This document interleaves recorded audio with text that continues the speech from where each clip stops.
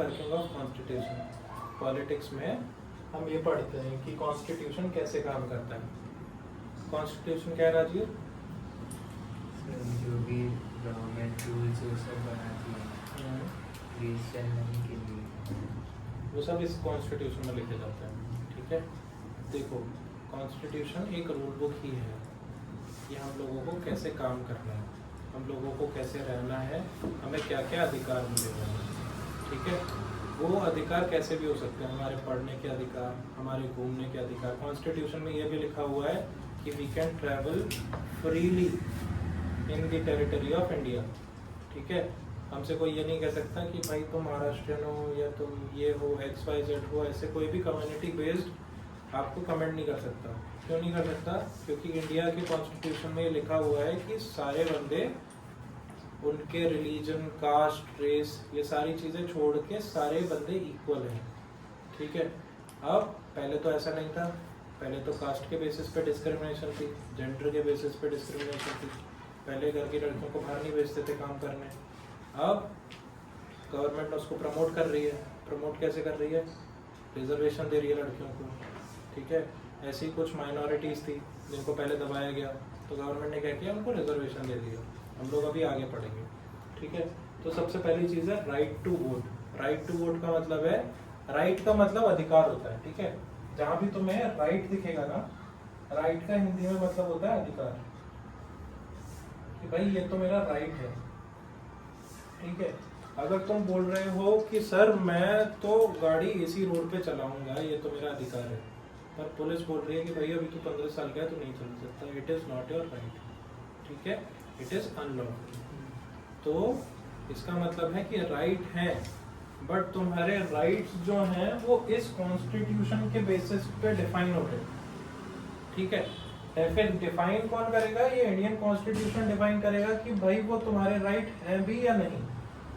ठीक है, जैसे राइट टू वोट है। राइट टू वोट में जब इनिशियली ये स्टार्ट हुआ था तो 21 ईयर आपके वोट डिफाइंड थे कि भाई 21 ईयर से जो भी बड़ा है रिस्पेक्टिव ऑफ देयर जेंडर, लड़का लड़की, वो वोट दे सकता है। तो वोट हम लोग क्यों देते हैं? इलेक्ट करने के लिए। वो इलेक्ट करके वो बंदा कहाँ जाता है? पार्लियामेंट में जाता है। फिर पार्लियामेंट में क्या करता है? रूल्स बनाता है। अच्छा, तुम क्यों नहीं जाते पार्लियामेंट में? तुम, मैं, हाँ जा सकते हैं ना, इलेक्ट ही क्यों करते हैं हम लोग? सोचो,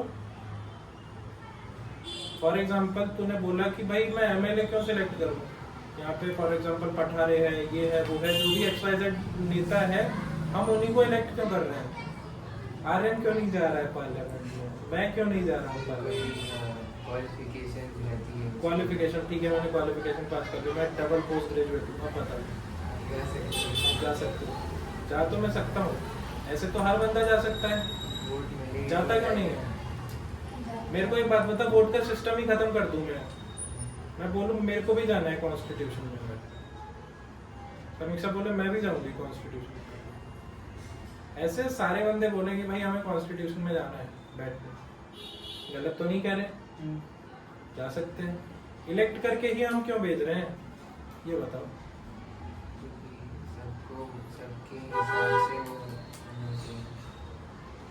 देखो पार्लियामेंट की फोटो देखी है अपन लोगों ने, ऐसे गोल सी होती है। अब तो खैर नई पार्लियामेंट आ गई है, डोनट जैसा बन गया ये, पर पार्लियामेंट को जैसे ही दिखती थी अब वो नया शेप आ गया। इसमें 1000 लोग ही बैठ सकते हैं, 1000 लोग तक ही बैठ सकते हैं। 543 सीट्स होती हैं, वो आगे सिखाऊंगा। कुछ सेट ऑफ पीपल ही बैठ सकते हैं। अब मैं यहाँ पे 5 लोग हैं या 10 लोग हैं या 15 लोग हैं, उन सबसे पूछूं कि भाई खाने में क्या खाओगे? कोई कहेगा पिज़्ज़ा खाऊंगा, कोई कहेगा भाई मैं डोनट खाऊंगा, कोई कहेगा कि भाई सर मैं तो बिरयानी खाऊंगा। सबकी अपनी अपनी चॉइसेस हैं, सबकी तो फुलफिल नहीं हो सकती ना। और ऐसे ही इंडिया की पॉपुलेशन 131 करोड़ है। 131 करोड़ लोग बोलेंगे कि हमें भी कॉन्स्टिट्यूशन में पार्ट लेना है, हमें पार्लियामेंट में जाना है, कैसे जाएंगे? प्रैक्टिकली पॉसिबल नहीं है ना। तो क्या होता है कि एक बंच ऑफ पीपल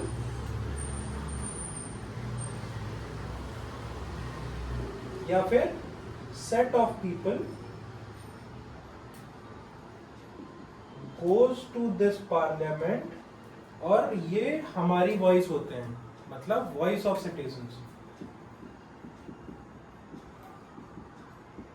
मतलब जैसे अगर फॉर एग्जांपल मैंने कहा कि भाई हम सारे लोग मिलकर स्वराज को पार्लियामेंट भेजेंगे, ठीक है, स्वराज हम में से ही है क्या? स्वराज को पता है कि हमारे यहाँ दिक्कत क्या है, हमारे यहाँ पानी नहीं है, हमारे यहाँ रोड नहीं है, तो स्वराज को जब यहाँ के 50,000 लोग चुन के भेजेंगे, पार्लियामेंट में जाएगा, बताएगा कि हमारे यहाँ ये चीज़ नहीं है, वहाँ से बिल पास करा के लाएगा, बिल पास होगा तो पैसे लेके आएगा और यहाँ पे डेवलपमेंट कराएगा, है ना। इसका मतलब ये है कि हमने किसी लोकल बंदे को भेजा। अब ऐसा तो नहीं है कि मैं मथुरा से हूँ, मैं महाराष्ट्र में आया, 6 महीने में मैंने कहा कि मैं इलेक्शन लड़ूंगा, मैं तुम्हारी आवाज़ लेके जाऊंगा। बात ही नहीं बनती ना, मेरे को पता ही नहीं है यहाँ के एरिया, मेरे को गली गली पता होनी चाहिए ना डेवलपमेंट के लिए। तो कॉन्स्टिट्यूशन ये कहता है कि भाई तुम सेट ऑफ पीपल, एक अपना रिप्रेजेंटेटिव भेजो जो तुम लोगों की आवाज लेके जाएगा, पार्लियामेंट में बैठेगा, आवाज उठाएगा और फिर तुम्हारे लिए राइट्स लेके आएगा, ठीक है। इसीलिए हम 131 करोड़ लोग पार्लियामेंट में जाते हैं, पहली चीज। इसीलिए राइट टू वोट लाया गया, जिसमें पहले 21 साल तक के लोग वोट दे सकते थे, बट इसको बाद में डिसबैन किया गया और अब 18 ईयर्स कर दिया गया है। तो जैसे ही तुम लोग 18 ईयर्स के हो जाओगे, हो गए हो, तो वोट डाल सकते हैं, ठीक है। ये वोट और इलेक्शन कौन कराता है? Election commission of India, election commission of India, ठीक है। अब election of commission of India कराती है, तो इलेक्शन कमीशन ऑफ इंडिया में जाते कैसे होंगे? वही यूपीएससी का एग्जाम देके, जितने भी आईएएस होते हैं, जितने भी सेक्रेटरी होते हैं, वो सारे इलेक्शन कमीशन का मेंबर बन सकते हैं, डेप्यूटेशन पे जा सकते हैं, और इलेक्शन कमीशन अपनी भी वैकेंसीज निकालती है, लेती है, ठीक है। प्लस जितने भी गवर्नमेंट ऑफिशियल्स होते हैं, सबकी ड्यूटी लगती है ना इलेक्शन में, तो इलेक्शन के टाइम पे इलेक्शन कमीशन सारे सरकारी लोगों को जुटाती है, इलेक्शन कराती है और उनको उस दिन की पे देती है, उनका रहना खाना सब देती है। जो भी इलेक्शन का वो बूथ मेंबर होता है, उसको सिक्योरिटी देती है, क्योंकि फॉर एग्जांपल आर्यन के एरिया में गए पोलिंग पार्टी, आर्यन ने डरा दिया, वोट डलेगा तो मुझे, नहीं डाला तो आप कल देखना क्या होता है, हो सकता है। तो पूरी बूथ पार्टी को सिक्योरिटी दी जाती है। इवन नक्सलाइट एरिया सुना है क्या? नक्सल्स, अच्छा, नक्सल्स थोड़े एग्रेसिव पीपल होते हैं, वो अपने राइट्स के लिए लड़ रहे होते हैं बेसिकली, उनकी कोई सुन नहीं रहा होता है, तो वो एग्रेशन का पार्ट ले लेते हैं, ठीक है। एग्रेशन बोले तो लड़ाई दंगा, वो बसों को जलाना, ये सब करते हैं। उस एरिया तक जाके इलेक्शन कमीशन इलेक्शन कराता है, ठीक है। अब दूसरी चीज है, एक और फीचर है, ये सारी चीजें लिखने की जरूरत नहीं है, वीडियो भेजूंगा उसमें से लिख के लाना, ठीक है, क्योंकि आज मेरे को 2 चैप्टर सीधे सीधे कराने। दूसरी चीज है डिसेंट्रलाइजेशन ऑफ पावर। अगर मैं एक घर चला रहा हूँ, ठीक है, घर चला रहा हूँ या फिर एक कमेटी चला रहा हूँ, मैंने उसका पूरा भार स्वराज को दे दिया,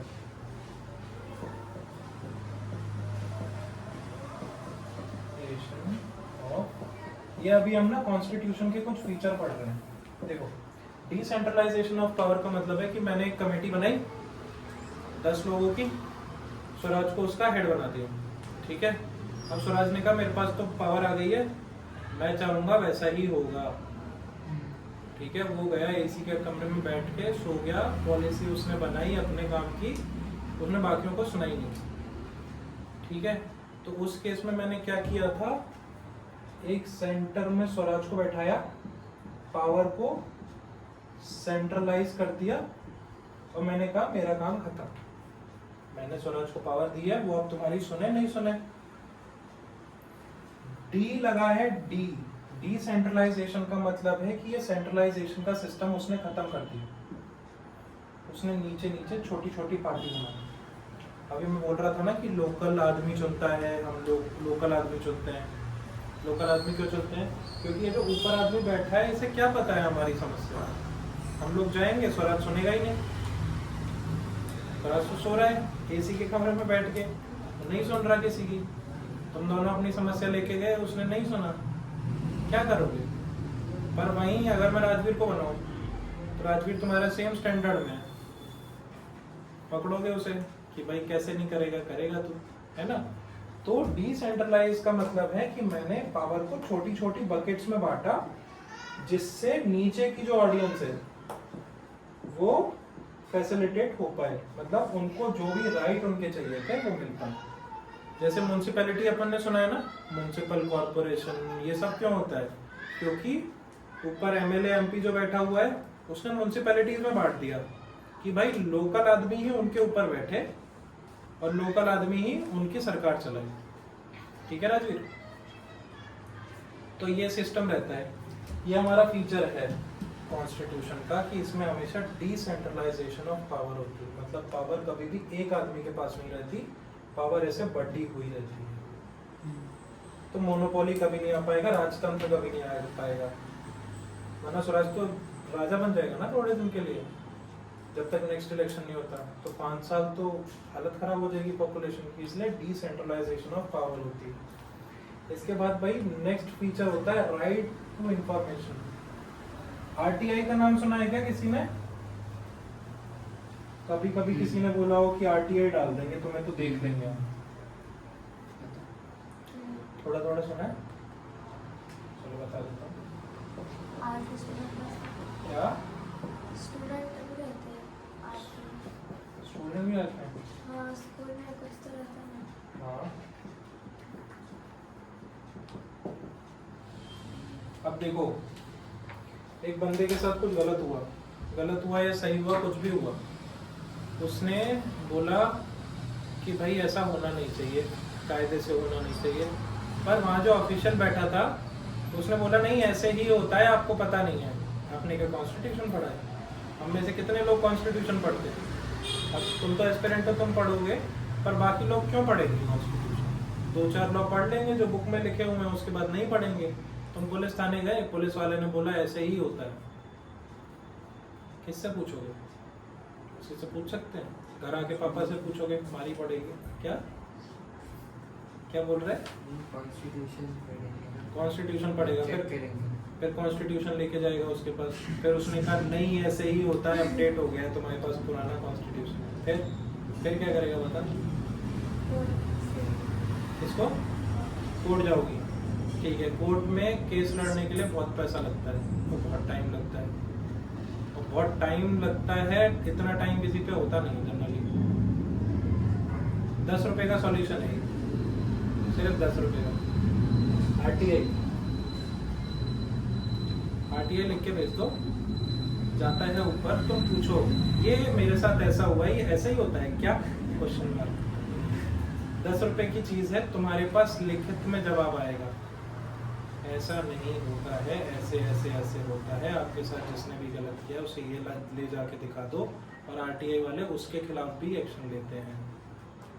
फिर एक्शन जैसे नहीं लेते आरटीआई वाले, तो तुम्हारे पास आरटीआई प्रूफ है, तुमने राइट टू इंफॉर्मेशन, इसका मतलब है राइट का मतलब अधिकार, इंफॉर्मेशन का मतलब तुम्हें किसी भी जानकारी का अधिकार है। तो भारत देश के नागरिक हो, तुम किसी भी चीज़ की जानकारी मांग सकते हो। फॉर एग्जांपल जैसे मेरे पापा के साथ एक बार हुआ कि उनकी पेंशन का सीन हुआ, वो आर्मी से रिटायर्ड है, तो पेंशन का सीन हुआ। अब गवर्नमेंट ने बोला नहीं ऐसे ही होता है, ऐसे ही चलता आ रहा है, ऐसे ही होगा, उन्होंने आरटीआई डाल दी। फिर आरटीआई आई, आरटीआई में लिखा था ऐसे नहीं होता है, फिर उन्होंने आरटीआई लगा के भेजी, पैसा आ गया। ठीक है, तो जब तुम्हारी कोई नहीं सुन रहा है तो तुम्हारा भारत सरकार सुनती है, राइट टू इंफॉर्मेशन। ठीक है, केस भी कर सकते हो, तुम सिविल कोर्ट जा सकते हो, बट सिविल कोर्ट जनरली सारे लोग जाते नहीं हैं, जाना चाहिए पर जाते नहीं हैं। और इंडिया के जुडिशियल्स इतने बिजी हैं कि तुम्हारी डेट ही नहीं आएगी, नहीं आती ना, और डेट आएगी तो तो तुम्हारी जो सामने वाली पार्टी है वो बोलेगी आज मैं अवेलेबल नहीं हूँ। फिर वो अवेलेबल नहीं होगा तो 1 साल की डेट और जाएगी, फिर उस दिन तुम अवेलेबल नहीं होंगे। मतलब लोगों को तब इंसाफ मिला है जब वो चले गए हैं। एक बंदे को 64 पे वो मिला ये इंसाफ कि आप गिल्टी नहीं थे, आपको बरी किया जाता है 64 साल पे। क्या करेगा वो 64 साल पे बरी होकर? तो जेल की आदत हो गई होगी उसे। तो अपना जो सिस्टम है ना बहुत स्लो है।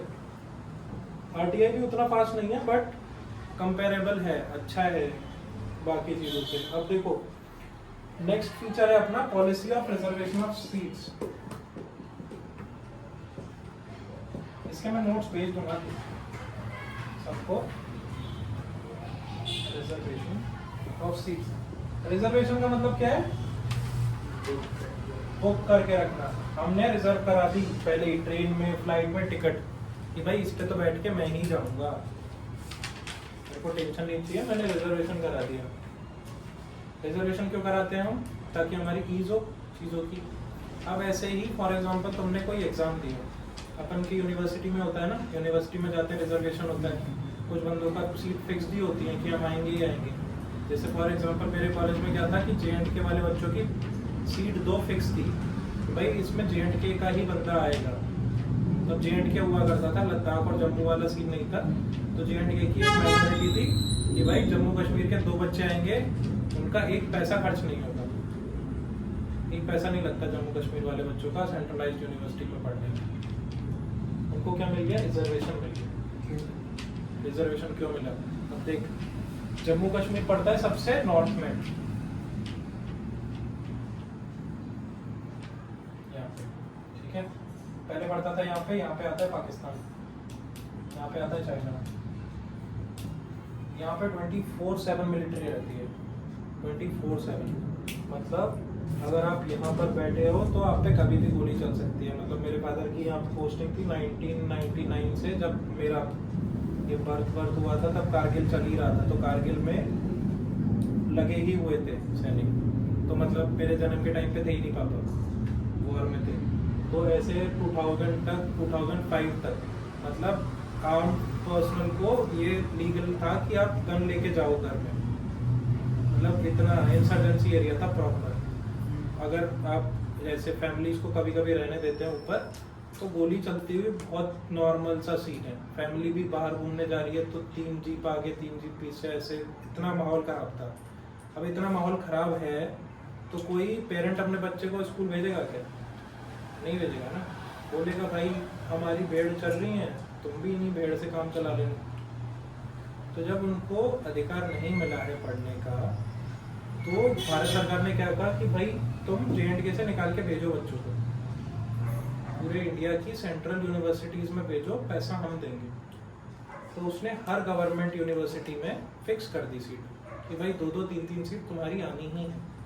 अब आनी ही है तो आए। मेरा तो रूममेट ही था आसिफ जब्बार, तो मस्त, वो उसकी फीस लगी ही नहीं 4 साल। वैसे हमारी फीस ज़्यादा थी भी नहीं, इंजीनियरिंग फीस 48,000 थी। कितनी? क्या इंजीनियरिंग कर ली तुमने? नहीं, अभी फिर? स्कूल की नहीं थी। तो देखा रिजर्वेशन मिला ना, वो रिजर्वेशन यही है। क्या इंजीनियरिंग कर ली तुमने? नहीं। तो रिजर्वेशन ऑफ सीट्स क्यों है? क्योंकि कुछ लोगों को कुछ रिसोर्सेज कभी मिली ही नहीं, तो उन लोगों को आगे बढ़ाने के लिए गवर्नमेंट को रिजर्वेशन देना ही पड़ता है। तो ये रिजर्वेशन सीट्स में भी देना पड़ता है। जैसे फॉर एग्जांपल पहले घर की लेडी को घर भी चलाने नहीं देते थे, सारे डिसीजन मेल ही लेते थे। किसका है यार?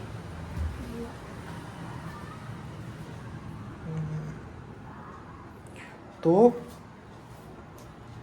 फॉर एग्जांपल बंदियों को पहले घर चलाने तक नहीं देते थे, तो सरकार कैसे चलाने देंगे? सही बात है। अब बंदियों को जब राइट दिया कि भाई आप भी कॉन्स्टिट्यूशन पार्लियामेंट में आओ, तो आने कैसे देंगे? मेल डोमिनेंस वो थी पूरी प्रॉपर। तो फिर क्या किया? रिजर्वेशन दे दिया वुमेन को कि 6 सीट आपकी है ही, आप नहीं आओगे तो खाली रहेंगी। तो लोगों ने क्या किया? वुमेन को भेज दिया, बस वुमेन का नाम चल रहा है, काम सारा मेल कर रहा है। ऐसे भी होता है। बट इंडियन कॉन्स्टिट्यूशन ने कहा है कि वुमेन को भी एक रिजर्व सीट मिलेगी, ठीक है। अब ऐसे पहले कुछ कास्ट थी, कास्ट और ट्राइब। SC ST सुना है क्या? Caste tribe. देखो क्या क्या क्या क्या, अरे मेरे से बात कर लो।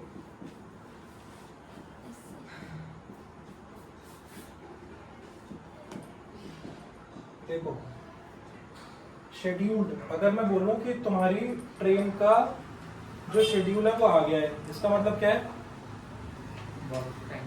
टाइम टेबल आ गया है कि भाई तुम्हारी ट्रेन इतने बजे से इतने बजे आएगी, है ना। मैंने कहा तुम्हारी एग्जाम का शेड्यूल आ गया, एग्जाम के शेड्यूल का मतलब डेट और टाइम आ गई है, वही है यहाँ पे शेड्यूल।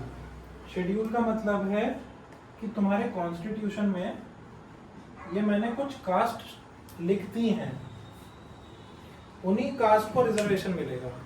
मैंने तुम्हारे कॉन्स्टिट्यूशन में कुछ ट्राइब लिख दिया। ट्राइब का मतलब कुछ नहीं होता, जैसे जो जंगलों में रहते थे ना पहले, तो उनको ट्राइब्स कहा जाता था, छोटे छोटे ट्राइब्स, ठीक है।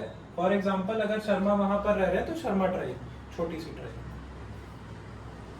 कोई कास्ट रह रही है तो शर्मा कास्ट, एक सिंगल कास्ट, ठीक है। कास्ट बोले तो सरनेम सिंपल। तो वो मैंने शेड्यूल कर दी कॉन्स्टिट्यूशन में।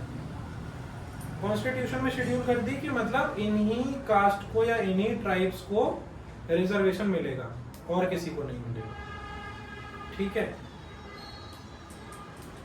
ये जो शेड्यूल कास्ट हैं और ये जो शेड्यूल ट्राइब हैं, इनको कुछ सेट परसेंटेज कर दिया, 27%, 23%, डिपेंडिंग अपॉन सीट्स कितनी अवेलेबल है। और बाकी जो बचे उनको हमने डाल दिया जनरल में।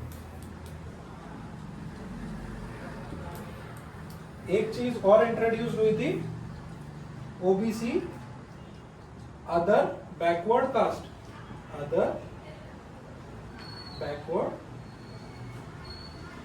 कास्ट। पहले क्या होता था कि कुछ कास्ट को इवन वो जो वेल होता है ना पानी का, उससे पानी निकालने भी नहीं दिया जाता था, मंदिर जाने नहीं दिया जाता था, ऐसे करके बहुत सारी चीजों से रोका गया।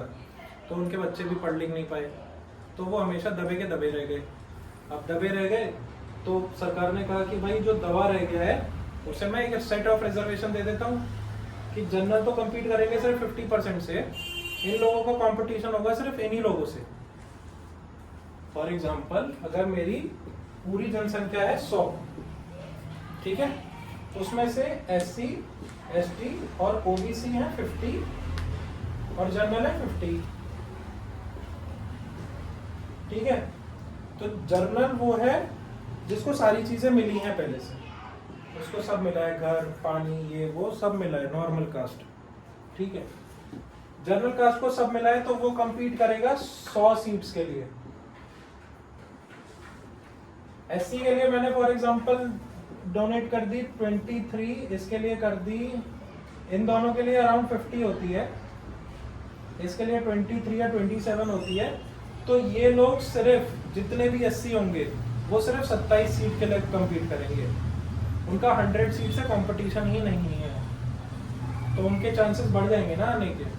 ऐसे ही SC और ST OBC इन सबको एक सेट सीट्स कर दी कि भाई तुम्हारे लिए 50 सीट फिक्स हैं, तुम्हें टेंशन लेने की जरूरत नहीं है, तुम आओ पढ़ो।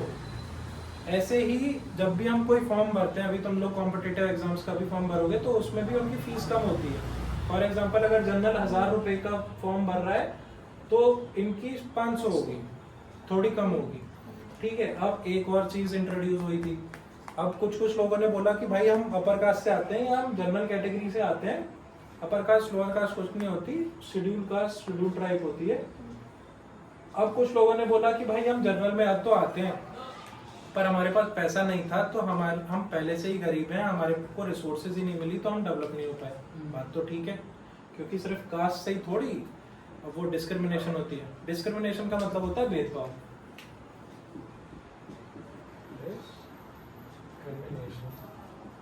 ये स्वराज तुम पढ़ते रहोगे। डिस्क्रिमिनेशन का मतलब होता है किसी से भेदभाव करना किसी भी तरह से, ठीक है। अब उन लोगों ने बोला कि भाई हमारे पास पैसे ही नहीं थे, हमारे पास पैसे ही नहीं थे तो हम पढ़ ही नहीं पाए कभी भी। अब वो लोग पढ़ नहीं पाए हैं तो गवर्नमेंट ने कहा बात तो ठीक है, पैसा भी एक होना चाहिए, तो तो आ गया EWS। EWS का मतलब होता है इकोनॉमिकल सेक्शन।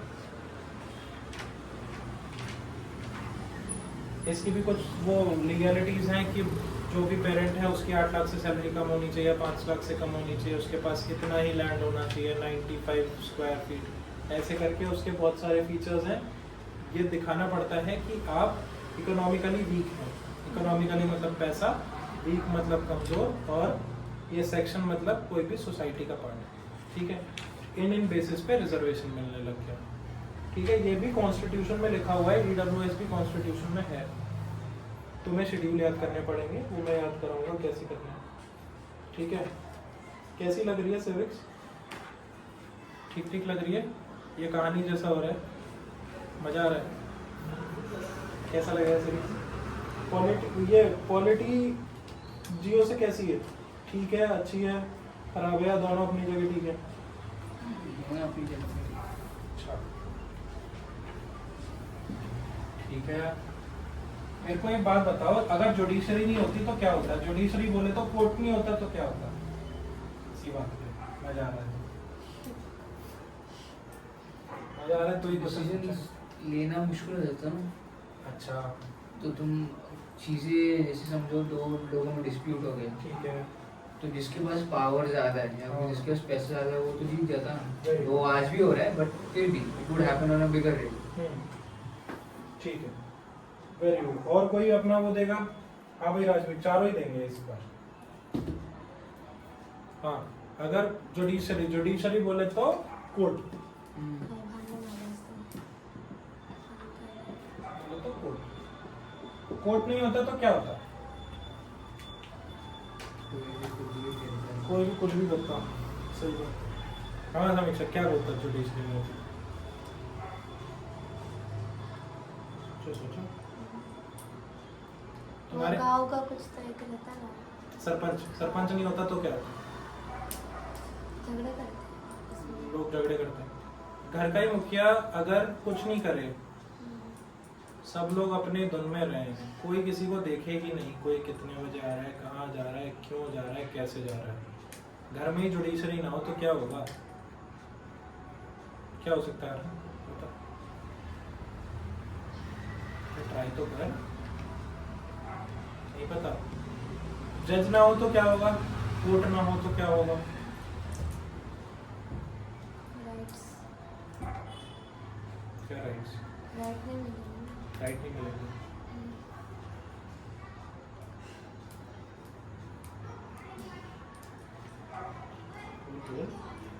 कॉन्शियस मत हो इससे।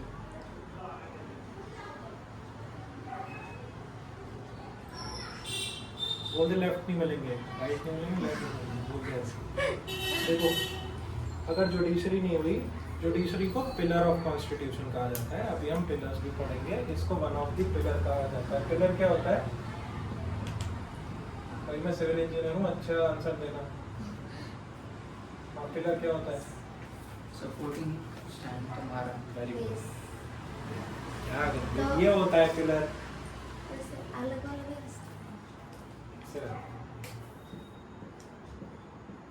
कोई भी वॉल होती है, ये होता है। नहीं। ठीक है भाई, आर्यन यही होता है ना? बीच का 4 pillars। मतलब होल्डिंग हैंड होता है ये। क्या क्या कुछ तो था क्या था? pillars के बारे में। सोचो, वेट कर रहे हैं तुम्हारा। देखो, ये होल्डिंग हैंड है कॉन्स्टिट्यूशन का, जो कॉन्स्टिट्यूशन को गिरने से बचाता है। रूल बुक बना दी, कॉन्स्टिट्यूशन बना दिए, फॉलो हो रहे हैं, पुलिस देख लेगी। क्या पुलिस देखेगी ना कि जुडिशरी देखेगी? पुलिस देखेगी ना। रात को डीजे कोई बजा रहा है तो पुलिस को बुलाएगा ना, को थोड़ी बुलाएगा।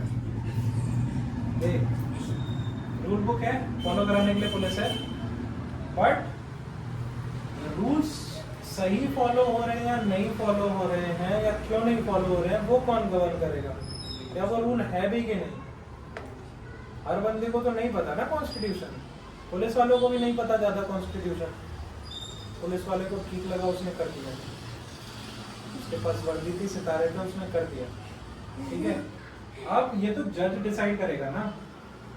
पुलिस की कभी कभी इतनी भी मनमानी चलती थी कि कस्टडी में वो स्टेटमेंट ले लेते थे कि तुमने ही किया है जुर्म, कबूल करो वरना। मार के कबूल कर पाते हैं। इसीलिए बोल रखा है कि 24 आवर्स में मजिस्ट्रेट को दिखाना पड़ेगा कोई भी जुर्म किया हो।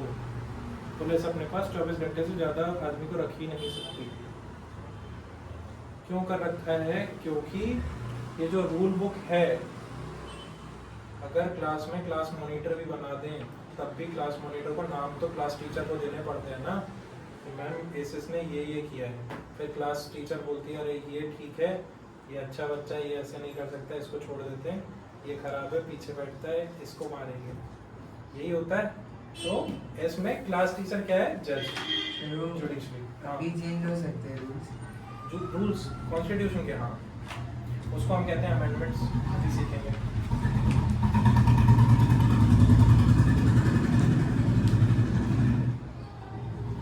स्वराज तो 103 अमेंडमेंट याद भी करेगा, बस 103 ही तो है, ये पेपर आने तक 106 भी हो सकते हैं। हाँ देखो, तो जज क्या करेगा? नहीं याद हो जाता है इजीली। देखो जज क्या करेगा?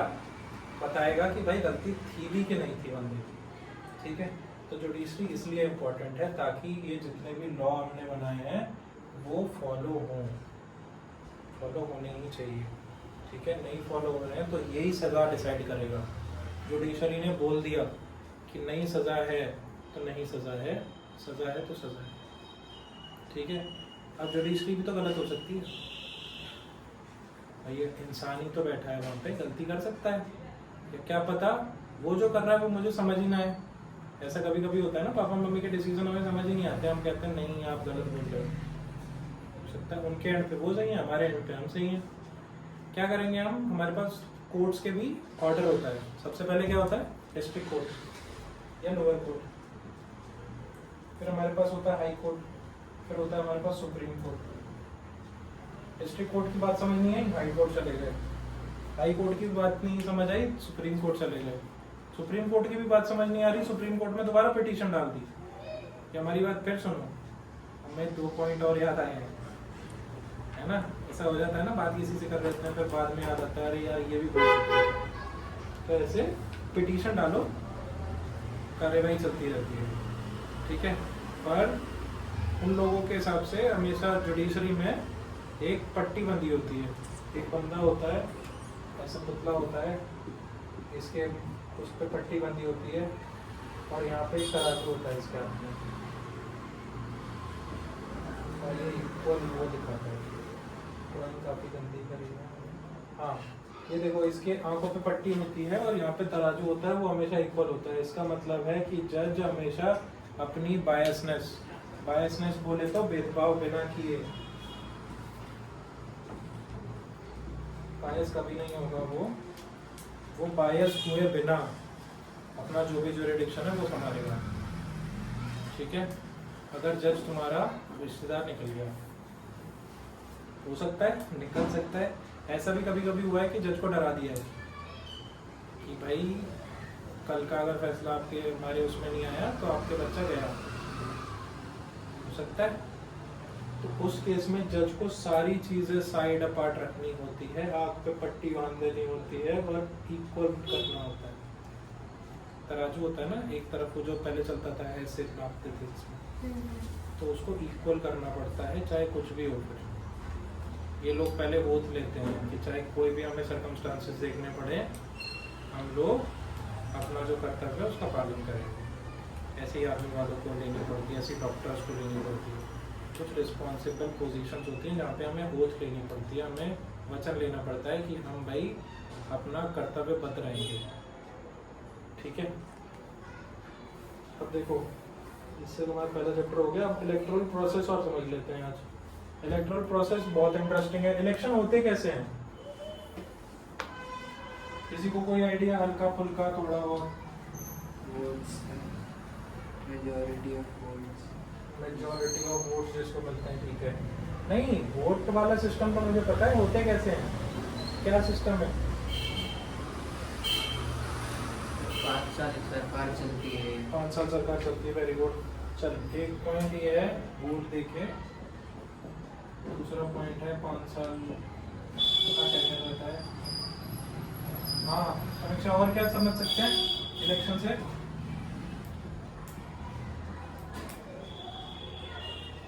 कुछ भी बताओ इलेक्शन में क्या होता है। कार्य बताए जो सही है उसको छोड़ दो। वो तो ठीक है, पर इलेक्शन होता कैसे है, मतलब क्या प्रोसीजर हो सकता है इलेक्शन का? कुछ तो देखा होगा, पुलिस आती है, पुलिस रहती है, क्यों रहती है, कुछ तो बताओ। सेक्टर्स बनते हैं अलग अलग। सेक्टर बनते हैं, वेरी गुड।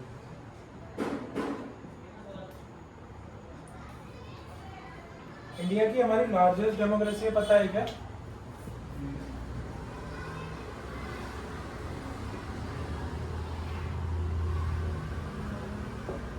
लार्जेस्ट डेमोक्रेसी का मतलब है कि हमारा जो ये तुम्हारा इलेक्टोरल प्रोसेस है, तो ये जो इलेक्शन का प्रोसेस है सबसे कॉम्प्लेक्स है। फॉरेन से लोग आते हैं हमारा इलेक्शन सिस्टम समझने के लिए, बस कि भाई इतना एफिशिएंटली तुम कर कैसे लेते हो। हमारी पॉपुलेशन इतनी बड़ी है, हमारे पास रिसोर्सेज काफ़ी कम है, पैसा भी बहुत खर्च होता है। मतलब मेरे पापा की भी वो लगती है, मतलब उनकी एक दिन का वो खर्चा देते हैं अराउंड 1400 प्लस रहना खाना सब। वो भी एक सरकारी एम्प्लॉय को 1400 दे रहे हैं, फिर कितने ऊपर कितने नीचे कितने आसपास कितना पैसा खर्च होता होगा एक एम्प्लॉय को अगर इतना दे रहे हैं तो, है ना। और क्या करते हैं वो, सबसे पहले क्या करते हैं कि ना सेक्टर्स में बांट देते हैं, ठीक है। इलेक्शन कमीशन ऑफ इंडिया एक बॉडी है, ECI बोलते हैं उसे। ECI ने ना बहुत सारे स्टेट्स में भी इलेक्शन कमीशन ऑफ इंडिया बैठा रखा है। स्टेट इलेक्शन कमीशन बोलते हैं इसे। स्टेट इलेक्शन कमीशन बैठी होती है, वो हर स्टेट में कराती है, ठीक है। इलेक्शन कमीशन ऑफ इंडिया छोटी छोटी बॉडी बनाती है, उससे फिर इलेक्शन होता है, ठीक है। ज़्यादा कॉम्प्लेक्स है, उसमें तुम्हारे कोर्स में नहीं आएगा, बट इतना समझ लेना है कि सेक्टर बांट के होता है छोटे छोटे पार्ट्स में, ठीक है। अब ये है कि ये इलेक्शन कमीशन ऑफ इंडिया का जो प्रेसिडेंट होता है या हेड होता है या चेयरमैन होता है, इसको अपॉइंट कौन कर सकता है? प्रेसिडेंट। प्रेसिडेंट, है ना। ये इतनी बड़ी पोजीशन है तो इसको प्रेसिडेंट ही होल्ड करते हैं। हमारी आर्म फोर्सेस जितनी भी है, आर्मी नेवी एयरफोर्स, उनको कौन हेड करता है? प्रेसिडेंट। PM नहीं हेड करता, प्रेसिडेंट हेड करता है हमेशा, ठीक है। इसलिए प्रेसिडेंट को हम सुप्रीम कमांडर भी बोलते हैं। उससे बड़ा कोई कमांडर नहीं है, हालांकि उसके हाथ में कोई पावर नहीं है, पर उससे बड़ा कोई वो नहीं है, ठीक है।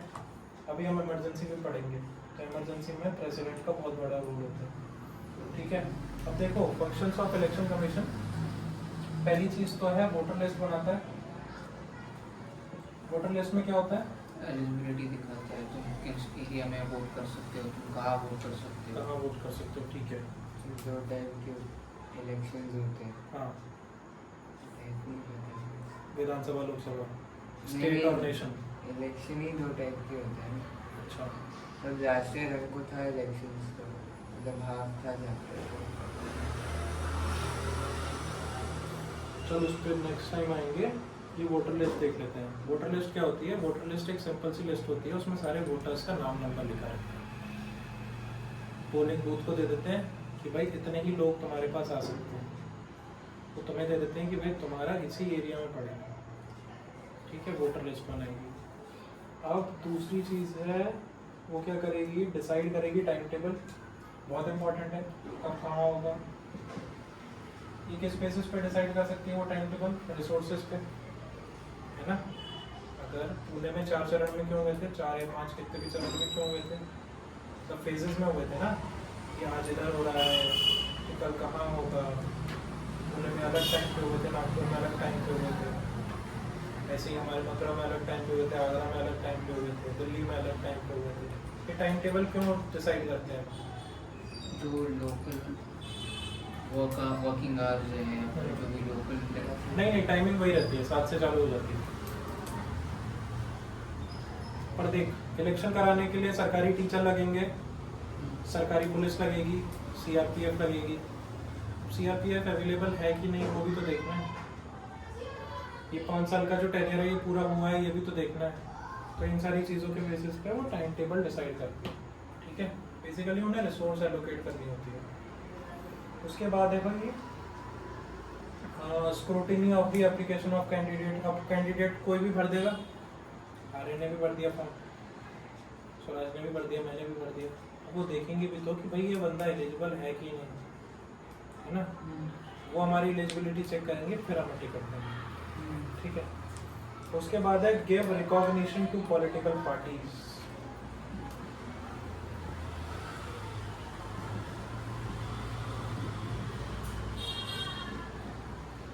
ब्रेक चाहिए हो तो बताना, देख के लग रहा है सब लोगों को। चलो ये सीख लो फिर तो पता। कुछ कुछ होती है नेशनल पार्टी, कुछ कुछ होती है रीजनल पार्टी, कुछ कुछ होती है स्टेट पार्टी। उनके फीचर बस स्वराज पड़ेगा, तुम तीनों के किसी काम के नहीं है। वो कैसे बनती है? कांग्रेस बहुत बड़ी पार्टी है, national party, BJP national party, बस इतना ही सीख लो। और कौन सी हो सकती है नेशनल पार्टी?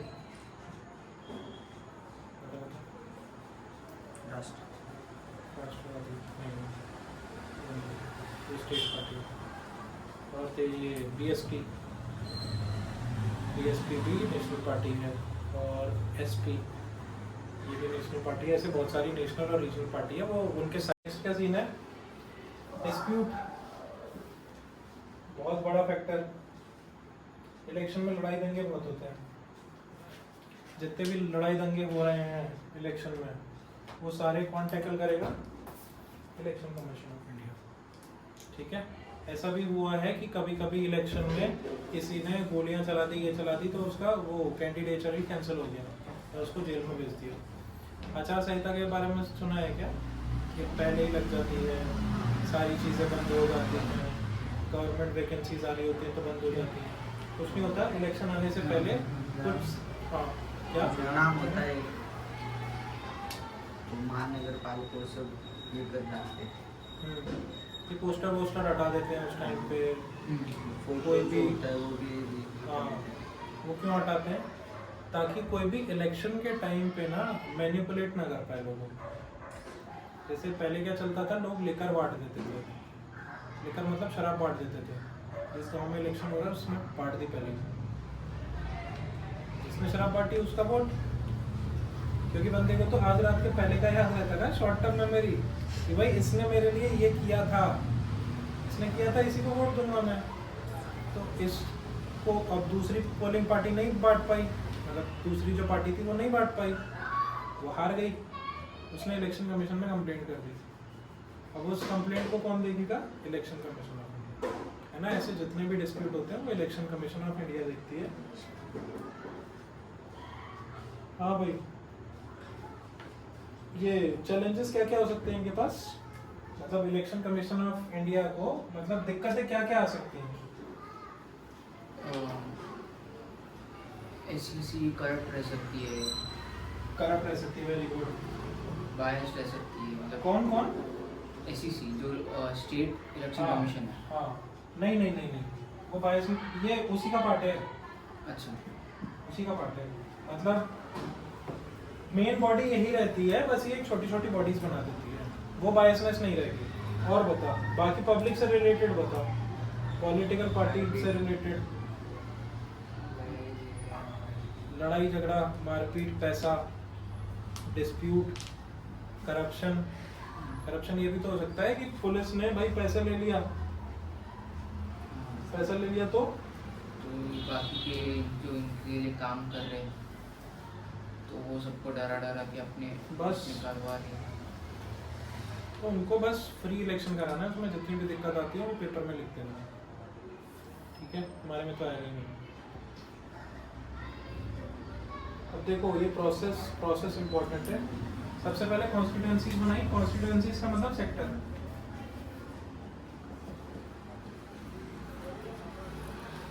सबसे पहले सेक्टर बनाए, इलेक्शन कमीशन ने सेक्टर ही बनाएगी। हाँ राजवीर, सेक्टर बनाएगी, क्या बनाएगी? पेन से डिजाइन भी बना सकती है। हाँ, फिर उसके बाद फाइनलाइज करेगी वोटर लिस्ट कि भाई इतने लोगों के पास वोटर आईडी कार्ड है, ये बंदा यहाँ रहता है, तो इसका पोलिंग पार्टी यहाँ आनी चाहिए। ठीक है, तो उसके बाद क्या करेगी? Nomination of candidate. Nomination of candidate का मतलब है, फॉर एग्जांपल राजवीर ने बोला कि मैं यहाँ से इलेक्शन लड़ूंगा, तो इलेक्शन कमीशन चेक करेगी कि भाई वो लड़ सकता है कि नहीं। ठीक है, तो बेसिक एलिजिबिलिटी है वो फुलफिल कर पाएगी नहीं। उसके बाद है इलेक्शन कैंपेन। इलेक्शन कैंपेन क्या होता है? देखा होगा ना कि मोदी आ रहा है, योगी आ रहा है, राहुल गांधी आ रहा है, क्या करने आता है? वो प्रमोट करने आता है, उसी को हम कैंपेन कहते हैं। कैंपेन का मतलब किसी चीज़ को प्रमोट करना, सिंपल। फॉर एग्जांपल तुम लोग जैसे टाइकोंडो या बॉक्सिंग का मैच करने जा रहे हो, तो तुम्हारे दोस्त आ रहे हैं चीयर करने, क्या करने आ रहे हैं? वो तुम्हारे लिए कैंपेन करने आ रहे हैं, जीतेगा कोई जीतेगा, मेरा भाई जीतेगा, ऐसे करके नारे लगा रहे हैं, तुम लोग मोटिवेट हो रहे, तुम जीत रहे। ठीक है, फाइट में ये बहुत होता है, मोटिवेशन आती है, पीछे से लोग नाम जीत रहे होते हैं। तो उसके बाद इलेक्शन कैंपेन हो जाता है, फिर एक्चुअल वोटिंग होती है। ठीक है, इम्पोर्टेंट पॉइंट। वोटिंग के बाद क्या होगा? काउंट होंगे ये सारे वोट, काउंटिंग और वोटिंग। काउंटिंग के बाद क्या आएगा? काउंट हो गया, क्या होगा ना रिजल्ट, कौन जीता। रिजल्ट के बाद क्या होगा? कुछ बंदे बोले होंगे कि सर हमारे साथ गलत हुआ है, ईवीएम में कुछ ना कुछ बात हुई है, ये हुआ है, वो हुआ है, कुछ तो हुआ है, इसने गलत किया, मैंने सही किया। करते हैं ना, जो हार जाता है वो करता है, जो जीत जाता है वो भी कभी कभी कर देता है, या कोई थर्ड पार्टी कर देती है कि नहीं सर हुआ था, तो वो डिस्प्यूट का रिजोल्यूशन होता है। रिजोल्यूशन,